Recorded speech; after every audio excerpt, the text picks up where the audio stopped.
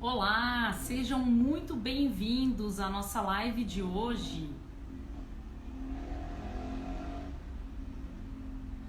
Já temos aqui os nossos primeiros espectadores. Opa, já temos aqui também a Comissão da Mulher Advogada. Excelente! Doutor Marcelo Gropa já está dando uma saudação. Doutora Melissa Piloto também.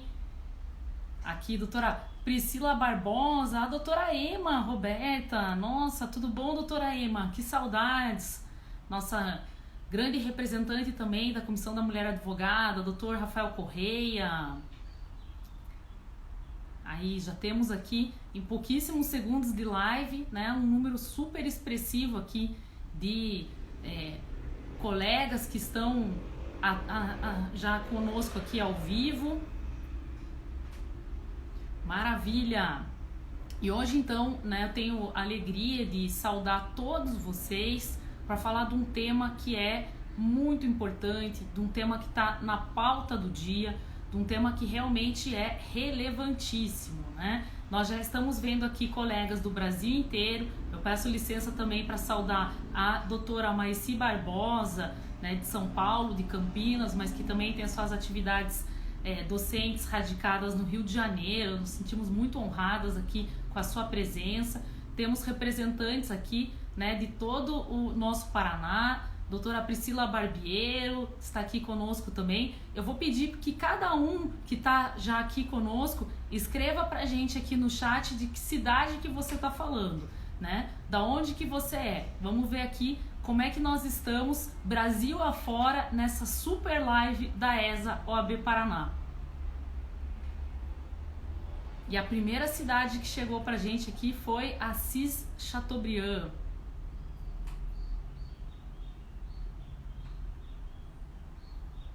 Curitiba também, temos representantes, né, uma parte substancial aqui de Curitiba. A doutora Iverli Antiqueira, nossa grande advogada aqui de Curitiba. A doutora Clarissa de Cascavel. A doutora Luana de Dois Vizinhos, né? Mais uma colega também de Assis Chateaubriand, doutora Fátima. Fazer também aqui menção à doutora Raquel, que é de Pato Branco. Doutora Maíra Fonseca de Curitiba, nossa professora aqui que esteve em live conosco, professora muito querida, né, da ESA. A doutora Luciane Trípia, que é da Comissão Nacional do Pacto Global. Puxa, muito obrigada por nos prestigiar, doutora. Temos aqui colegas também de Campo Mourão, de Capitão Leônidas. Desculpem, pessoal, que eu não estou conseguindo ler todo mundo, porque a gente já está aqui, nossa, disparando aqui, né, com várias pessoas que estão nos prestigiando. Deixa eu voltar aqui manualmente a nossa barrinha. Capitão Leônidas Marques, Paraná. Puxa, quero ver se eu me programo para uma das nossas aventuras aí pelo interior na ESA. Eu conheço a sua cidade, ainda não conheço ela. Aqui, vamos lá. Quem mais que está aqui com a gente? O Dr. Jânio Figueiredo, que sempre nos prestigia, sempre está aqui com a gente. O Dr. Breda, Juliano, nossa, nosso grande Dr. Juliano Breda. E fica até difícil, né? Porque o Dr. Juliano é um cidadão do mundo aí, hoje também está nos ajudando aqui na ESA Brasil afora, está também com as suas atividades institucionais em Brasília. Olha só, gente, caramba, não, agora eu fiquei extremamente emocionada. Nós temos a doutora Edni Arruda nos prestigiando aqui na live. Nossa, caramba, ó, vou pedir aqui uma salva de palmas nas nossas mensagens para a doutora Edni Arruda aqui, nossa grande capitã aqui da delegação feminina para os grandes eventos aí da mulher advogada. A doutora Priscila aí já começou, né, a nossa salva de palmas e vamos lá. Eu vou agora chamar para fazer uma introdução para nós desse grande projeto aqui da ESA que se inicia hoje, tá? Juntamente com a Comissão da Mulher Advogada, que como todos sabemos é uma comissão extremamente séria, é uma comissão que trabalha muito, que tem projetos o ano inteiro, inclusive uma comissão que é extremamente criativa e que sempre trabalha em diversas áreas. E nós da ESA só temos o nosso muito obrigada. Eu faço aqui esse agradecimento também em nome da doutora Adriana Dávila Oliveira, nossa coordenadora geral, em nome do doutor Francisco Zardo, nosso coordenador de Direito Público. E eu vou então agora dividir a nossa tela aqui com a doutora Mariana Lopes, que é a nossa presidente da Comissão Mulher Advogada. Já estamos aqui aguardando a conexão com a doutora Mariana e ela vai explicar um pouquinho esse projeto para vocês. Olá, doutora Mariana, seja muito bem-vinda. Oi, bom dia a todas e a todos. Eu primeiro quero agradecer a Marília, a Adriana Dávila, a ESA, por fazer essa parceria com a CMA. Então, eu quero começar realmente agradecendo vocês que nos ouviram, que atenderam os nossos projetos e que por isso nós hoje estamos aqui.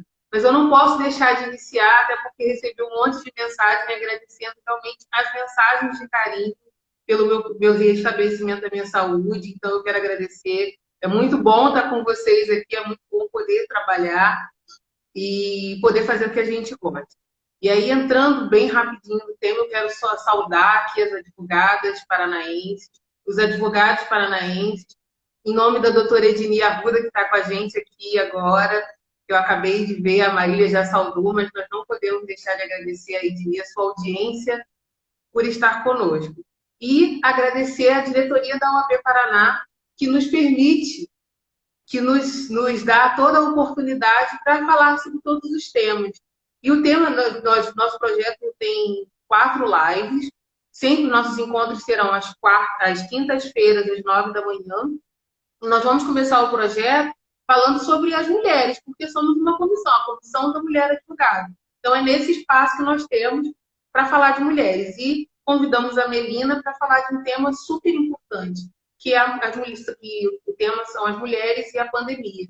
Porque as mulheres já sofrem com a sobrecarga de trabalho, a desigualdade e a falta de solidariedade da sociedade durante toda a vida. Mas nesse período de pandemia, porque é muito diferente, não só, é para todos nós, não só para o Brasil, não só para o Paraná, para o mundo inteiro, é algo que nós não imaginávamos que íamos viver, as mulheres estão sentindo isso, inclusive através da violência doméstica, na sobrecarga de trabalho, na falta de divisão, para que as mulheres tenham a oportunidade de exercer suas profissões. Então, a Melina vem falar sobre isso. E nas próximas semanas, nós vamos ter a Lara Selling, que vai falar sobre gestão de escritório, produtividade, home office, durante o período de pandemia. A Rafaela Kister, que vai falar sobre direito bancário, securitário e planos de saúde nesse tempo de pandemia. E vamos encerrar com a Thaís Matarassade, falando sobre a recomendação 62 do CNJ e o sistema carcerário diante da Covid. Então, eu convido todas vocês, para estar conosco nessas próximas quintas-feiras e deixar um recado. Se puderem, fiquem em casa.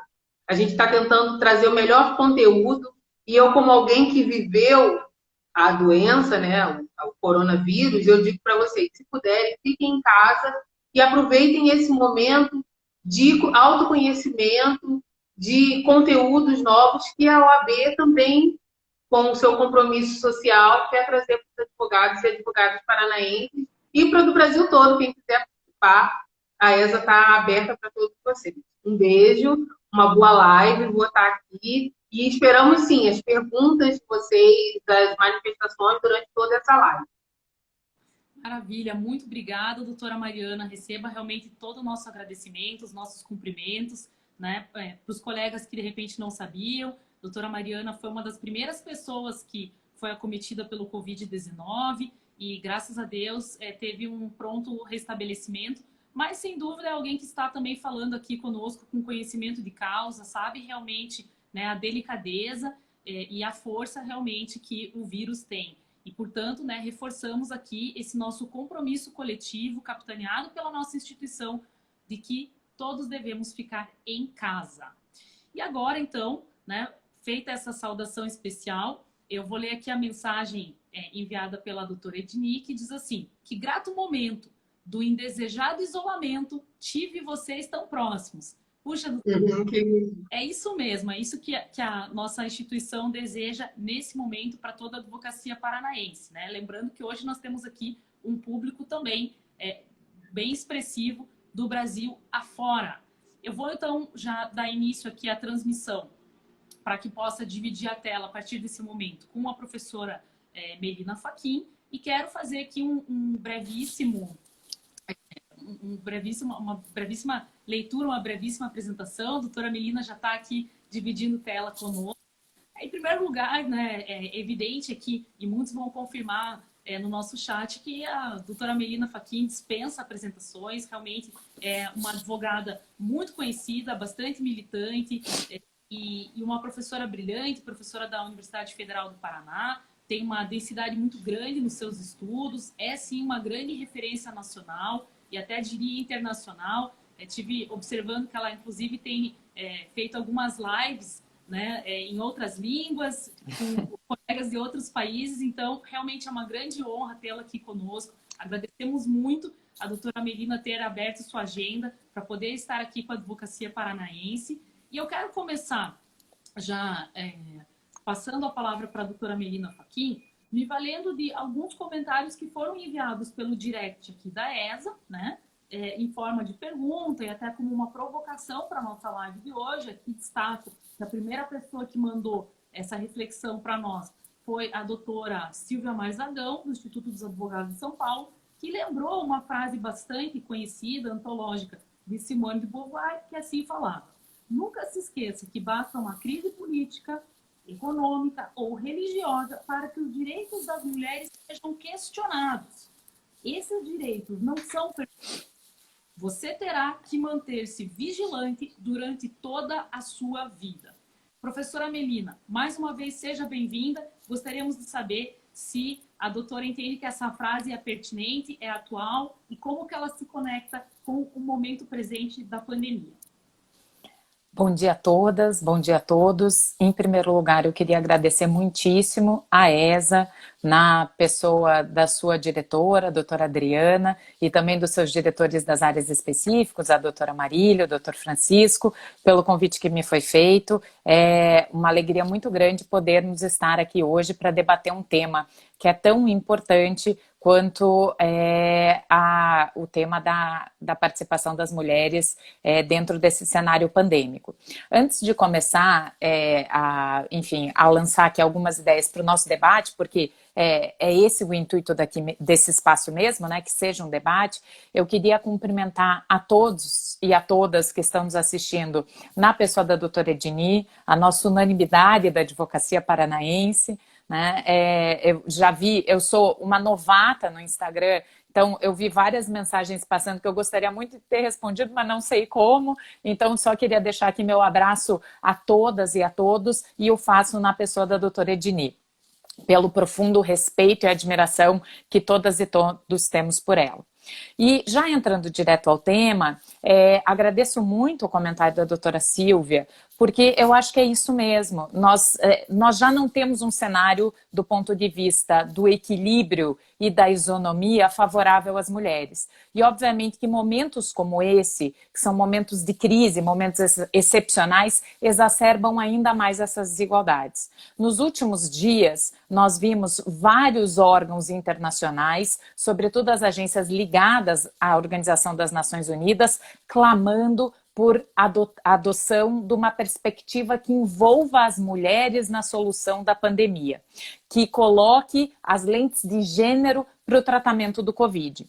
E isso é importante.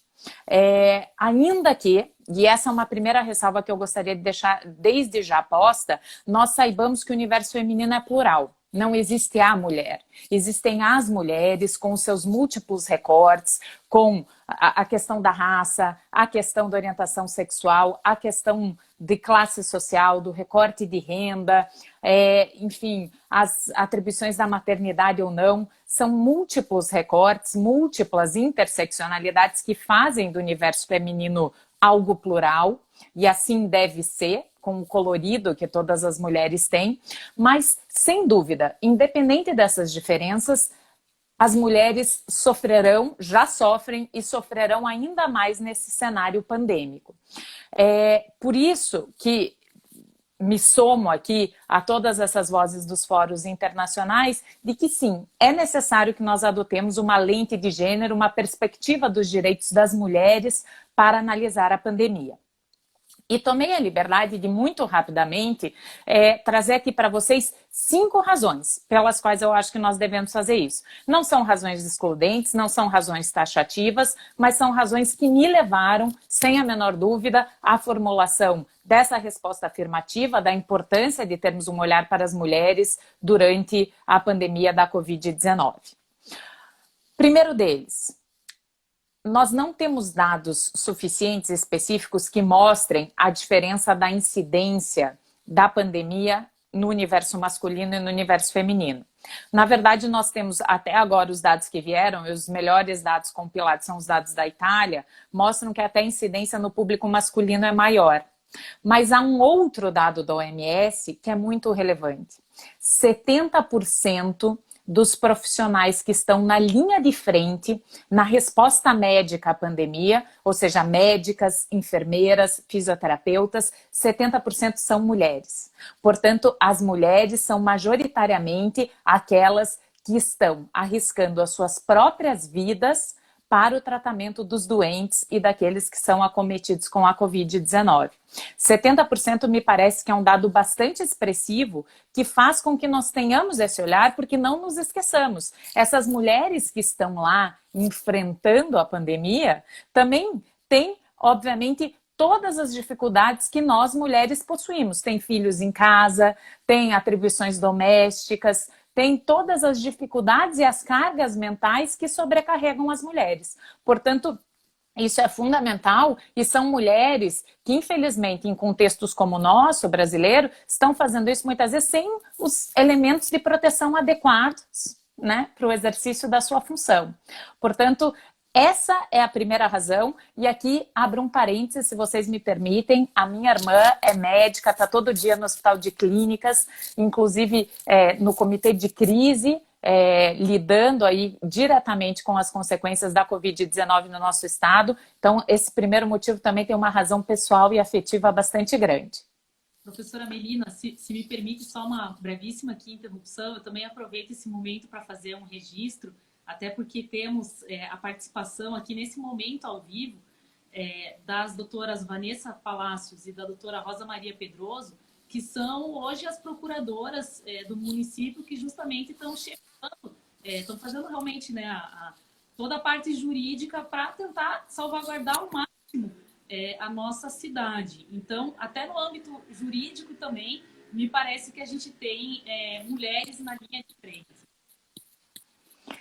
Sem dúvida. E isso é uma outra questão fundamental que nós precisamos de mulheres nos comitês de enfrentamento das pandemias, né?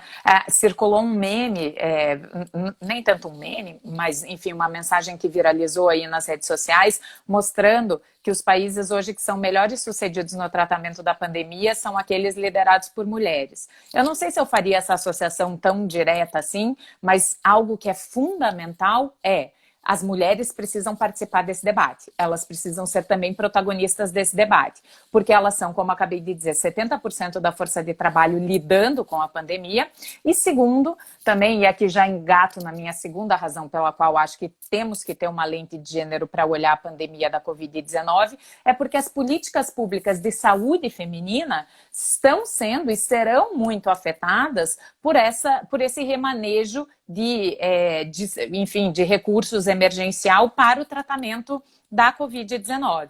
Em pandemias passadas, e há dados, por exemplo, da OMS com relação à pandemia do Ebola, em pandemias passadas, essa realocação de recursos se fez às custas das políticas, sobretudo, de direitos sexuais e reprodutivos e de saúde materna das mulheres, e não se repuseram depois. Esse é o dado nefasto que também, não apenas durante, mas no após o cenário da pandemia, acomete muitas as mulheres. São circunstâncias que, infelizmente deixam um legado ainda maior de desatenção à saúde feminina e à saúde materna. Então, por exemplo, no caso da pandemia do ebola, os índices da OMS demonstram depois que a mortalidade materna aumentou muito, justamente por conta da vulneração dessas políticas públicas de atenção. Nós já vimos aqui no contexto brasileiro, em relação ao cenário da Covid-19, muitos ambulatórios, muitos hospitais até mesmo que eram mobilizados para o atendimento prioritário específico da saúde da mulher serem redirecionados. Óbvio que nós estamos num cenário excepcional. Todos os nossos esforços devem ser voltados a enfrentar a pandemia nesse momento. Mas isso nos deixa, sobretudo, responsáveis, vigilantes no porvir. Depois da pandemia, nós temos que ter uma atuação firme de cobrança do restabelecimento da política pública de saúde integral às mulheres, sobretudo no que diz respeito aos direitos sexuais e reprodutivos que já são tão vulnerados. Perfeito. A terceira razão pela qual me parece que é bastante importante que nós também tenhamos esse olhar de gênero para essa crise sanitária que vivemos é que as mulheres são grande parte do contingente das trabalhadoras da economia informal e dos trabalhos domésticos. Eu sei que esse tema já foi tangenciado aqui em algumas outras lives, inclusive pela querida amiga Maíra Fonseca, que foi nominada anteriormente aqui, e essa redefinição das atividades econômicas afeta, obviamente, de modo direto as mulheres, porque são as trabalhadoras informais e são as trabalhadoras domésticas que acabam sofrendo com essa restrição de circulação, que não podem desempenhar suas funções e que se veem, de repente, do dia para a noite, sem nenhum ingresso de renda, né? Sem ter, enfim, como prover o sustento da sua família. E muitas vezes essas mulheres são as provedoras diretas, né? Então, essas restrições de mobilidade social e o fechamento do comércio e a restrição das atividades, que ressalto, são fundamentais agora nesse momento, que são o que nós temos, obviamente, de mais certo para enfrentar a pandemia, vulneram sem a menor dúvida as mulheres. Nesse aspecto, há o registro da política pública federal no que diz respeito à política de alocação de renda, com um destaque bastante interessante às mulheres que são provedoras únicas para sua família.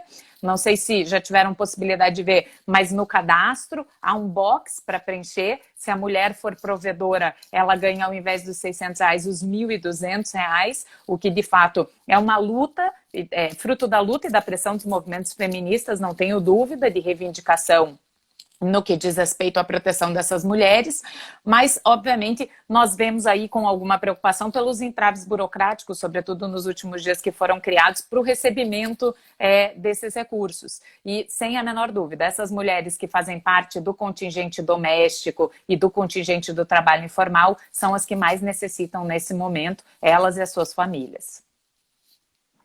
Excelente. De fato, realmente, essas três razões que a gente já ouviu da doutora Melina, me parece que são extremamente suficientes para que a gente fique absolutamente convencido, né? Então, estou muito curiosa aqui para ouvir as próximas, mas confesso que são argumentos muito, mas muito simbólicos e matadores mesmo. Não são, como eu disse, né, nós podemos adicionar vários outros enfoques e várias outras razões, mas essas me pareceram as razões mais relevantes, e aqui já coloco a quarta razão, que é uma que eu tenho certeza, sobretudo aqueles que têm filhos em casa se identificam muito, que a interrupção das atividades acadêmicas e escolares trouxe às mulheres, sem a menor dúvida, uma carga ainda maior do que a sua carga rotineira e cotidiana. De um lado, o cuidado com os filhos, e de outro lado, o cuidado com a casa, porque se as trabalhadoras domésticas, como falamos acima, estão, né, com a sua restrição de mobilidade, não podem ir trabalhar, os cuidados com a casa e os cuidados com os filhos, infelizmente, acabam caindo nos ombros das mulheres. Essa ainda é a realidade da maior parte das famílias brasileiras. Sei que muitos vão falar que temos maridos participativos, que, enfim, isso faz parte da nossa configuração cultural. Bom, isso é um traço cultural bastante androcêntrico, que nós ainda temos do ponto de vista das nossas organizações familiares, e os ônus das tarefas domésticas e dos cuidados com os filhos, na maior parte das famílias, ficam com as mulheres, isso sem contar as famílias em que nem há presença masculina, em que as mulheres são aí a única referência parental dentro de casa. Obviamente, essa diminuição das tarefas acadêmicas escolares acaba onerando e muito as mulheres com relação aos cuidados dos filhos, e, de outro lado, a interrupção das tarefas domésticas acaba onerando e muito as mulheres em relação às atividades do lar. Mulheres que, na sua maioria, continuam a trabalhar, aquelas que podem, no sistema de trabalho remoto ou teletrabalho. Portanto, nós temos aqui a realidade das múltiplas jornadas ou das múltiplas cargas que as mulheres já enfrentaram, só que tudo junto e ao mesmo momento, no mesmo espaço, o que gera um cenário ainda mais caótico, ainda mais perturbador. Nós não temos muitos dados, mas a OMS tem já divulgado algumas coisas e trabalhado com o cenário, sobretudo, dos reflexos psicológicos da pandemia nas mulheres, né? E isso eu ainda quero esclarecer, e aqui gostaria de deixar duas observações.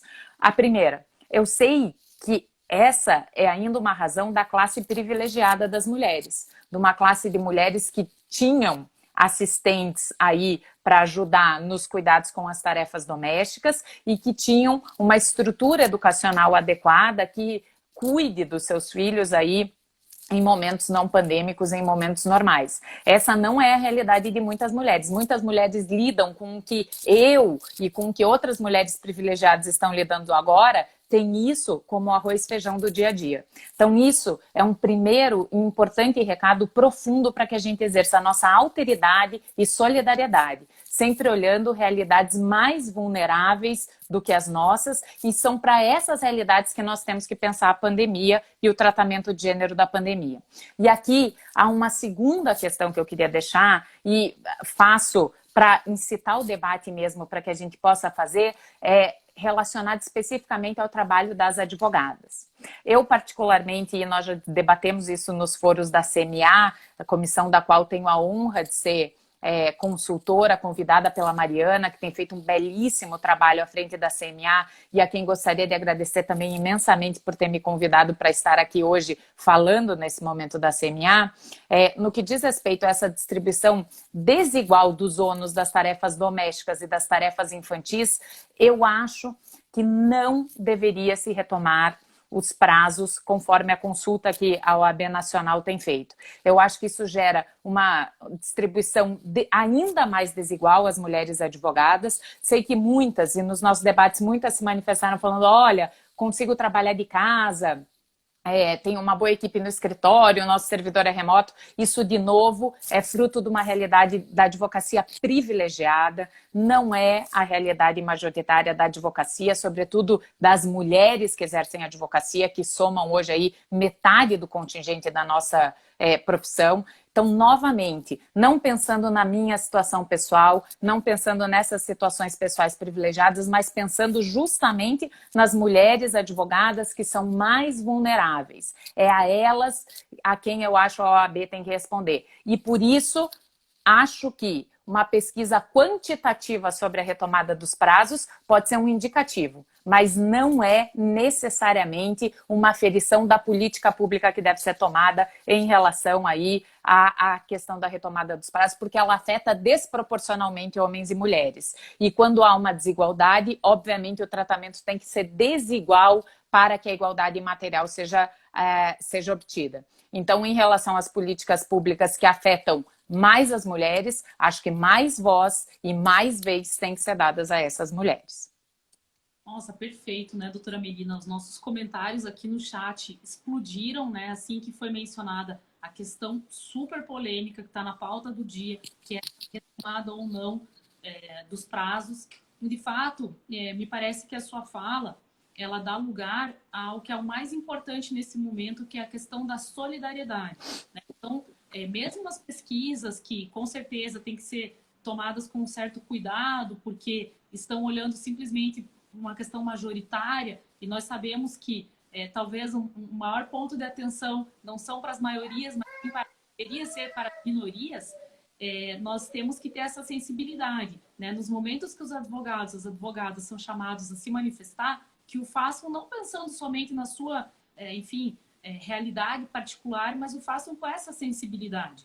E eu aproveito até para fazer uma saudação aqui especial para várias integrantes da Comissão da Mulher Advogada que são radicadas no interior do nosso estado. Nós temos aqui várias comissões mesmo formadas, né, em algumas das subseções e que estão aqui nos acompanhando, que já tiveram a oportunidade de fazer uma saudação para a sua fala, uma saudação especial para a doutora Mariana, e que também enviaram mensagens compartilhando um pouco do desespero que estão sentindo nesse momento, porque tinham nas suas realidades, nas suas comarcas, nas suas subseções, um apoio das salas da OAB que era fundamental. Era fundamental porque existia todo um aparelhamento para a digitalização de documentos, até mesmo para uma certa assistência na inclusão de determinados arquivos no sistema ProJude, entre outras coisas, né? Algumas subseções que tinham escritórios compartilhados, enfim, que tinham também toda uma logística para que o advogado pudesse bem exercer o seu ofício e que nesse momento, né, em que tudo está fechado, toda essa estrutura está operando de forma remota, deixou essa lacuna, deixou esse vazio para esses advogados, para essas advogadas. Bom, e se as 4 razões acima ainda não convenceram, eu deixei a última e a mais nefasta para o final, que é a questão da violência doméstica. Infelizmente, né, sei que isso já foi tema de uma live da Cevige, que é coordenada pela Helena Rocha, a quem muito admiro, tenho uma grande estima pessoal também, por todo o legado da doutora Sandra Lia, à frente das discussões sobre violência de gênero, mas não poderia deixar de citar o aumento dos índices de violência doméstica durante o período de quarentena, como também um outro fator fundamental para que tenhamos uma lente de gênero em relação à pandemia da Covid-19.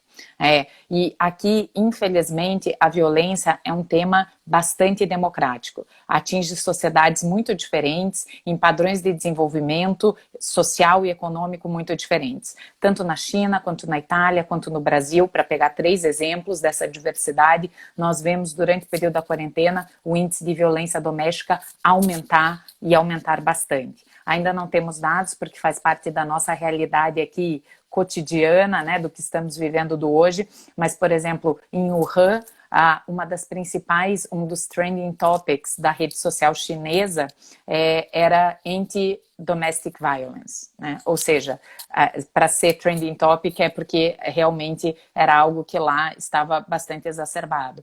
Os primeiros dados que vêm da Itália também mostram um aumento dos índices de violência doméstica em escalas bastante preocupantes.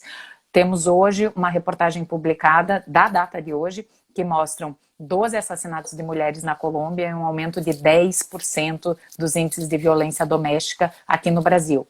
Isso mesmo com as taxas de subnotificação e as dificuldades de levar essas denúncias adiante num período de pandemia, porque obviamente estar em casa com o agressor já dificulta e além disso dificulta também o acesso aos órgãos governamentais e os gestores de políticas públicas de violência contra a mulher para levar adiante essas denúncias. Então, esse eu acho que talvez de todos seja o motivo mais triste, porque é na expressão da violência física em que se manifesta aí toda a desproporção e toda a desigualdade entre os gêneros que nós temos, infelizmente, ainda na nossa realidade, e esses dados nos levam efetivamente a ter necessariamente um olhar também diferenciado e lembrando que infelizmente o tema da violência doméstica é um tema que atinge a todas as mulheres de todas as classes sociais, de todas as raças, óbvio. Como eu disse ao começo, nós temos múltiplos cenários que envolvem as mulheres, né? Nós somos muito diversas, mas infelizmente o tema da violência, ainda que atinja mais as mulheres negras, ainda que atinja mais as mulheres pobres, sem dúvida, mas o tema da violência é um tema que nos toca a todos. Perfeito, professora Melina. Quero também fazer agora uma saudação especial à doutora Jaqueline Lobo da Rosa, que está aqui nos assistindo, também mandou uma saudação especial, uma advogada bastante comprometida na nossa OAB Paraná em relação ao Pacto Global. E estamos realmente convencidos que o tema é extremamente importante e demanda toda a nossa atenção nesse momento tão dramático, né, e que nos deixa assim realmente sensibilizados. Eu gostaria de chamar aqui os nossos espectadores para colocarem algumas perguntas agora para que a doutora Melina possa responder. Me parece que a doutora Melina, ela conseguiu, como sempre, né? Aproveito para fazer um elogio bastante genuíno, né? Sempre admirei muito que a professora Melina tem enfim, um dom especial, um potencial incrível de conseguir fazer sínteses muito preciosas, né?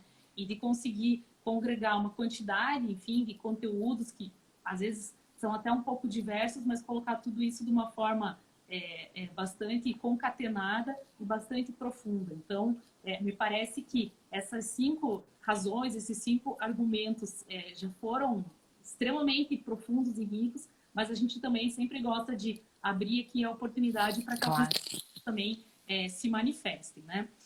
Então, nós temos aqui uma colega advogada que está fazendo uma menção bastante relevante, que é a doutora Priscila Barbiero, que ela diz aqui que tanto, né, essa argumentação da doutora Melina é absolutamente real, que os dados do IBGE confirmam isso, porque ela nos explica aqui que na estatística divulgada de 2000 até 2010, justamente ficou demonstrado que dentro das famílias monoparentais, os lares, enfim, que só existe um cônjuge, né, e acompanhado, enfim, de filhos, nas famílias monoparentais, portanto, segundo a advogada que nos traz, o índice de famílias monoparentais formadas por mulheres corresponde a 87,4%. Né? Então, me perdoem aqui por usar uma expressão que eu não gosto, mas acho que talvez é a expressão que deixe um pouco mais perceptível para que a gente possa conversar e ouvir a professora Melina, essa figura da mãe solteira, então, que corresponde a 8,4% do cenário das famílias monoparentais. O que a professora tem a nos dizer sobre isso? Como que acha que esse dado impacta aqui na sua argumentação? Olha, eu não tinha ciência desse dado que me impacta bastante e apenas reforça, né, obviamente, a quarta das razões que coloquei. Isso mostra, tem algumas pesquisadoras que usam uma expressão, que eu sei que é uma expressão chocante, mas trabalham com a ideia do aborto masculino, que é esse abandono masculino das famílias e o cuidado que as mulheres têm aí em primeiro lugar com essas funções. Isso apenas reforça tudo o que falamos. Como eu disse, em alguns outros foros, sobretudo com colegas advogados, em que já pude discutir um pouco do tema, sempre vem uma experiência dizendo, eu tenho filhos em casa, eu ajudo a minha mulher, mas veja, essa é uma realidade, mais uma vez, privilegiada, não é a realidade da maior parte das famílias brasileiras. Então, eu volto a reforçar, eu acho que se tem algo que nós temos que aprender com esse momento da pandemia, sobretudo no que diz respeito, não só aos direitos das mulheres, mas em relação aos direitos de todos os grupos vulneráveis, é um exercício profundo de solidariedade e de alteridade. Perfeito. A gente também teve aqui uma manifestação da doutora Tanamara Presdinger. Ela diz assim, sem falar na falta de acesso para regularizar guarda, pensão, etc., uma vez que muitos núcleos de práticas jurídicas também estão fechados. Eu sou professora da UFPR, estou dentro de um núcleo de prática jurídica e posso dar aqui o meu testemunho que, de fato, né, por conta da suspensão de calendários, enfim, seria muito complexo ter o atendimento ao público. Então, eu imagino que nas outras universidades também exista essa realidade e, de fato, a gente vê que a situação fica ainda mais complexa para a mulher que sofre violência doméstica, né, professora Melina? Sem a menor dúvida. E aqui, de novo, eu peço desculpas por não ter familiaridade com o Instagram, mas eu vi alguns comentários passando com os quais eu me somo, que obviamente a violência doméstica, na modalidade da violência física, é apenas um dos tipos da violência que acomete essas mulheres. E que muito provavelmente, se chegou ao extremo da violência física, elas obviamente estavam sujeitas a um conjunto de violências anteriores, sem a menor dúvida. E todas elas são igualmente relevantes e estão enfocadas na Lei Maria da Penha.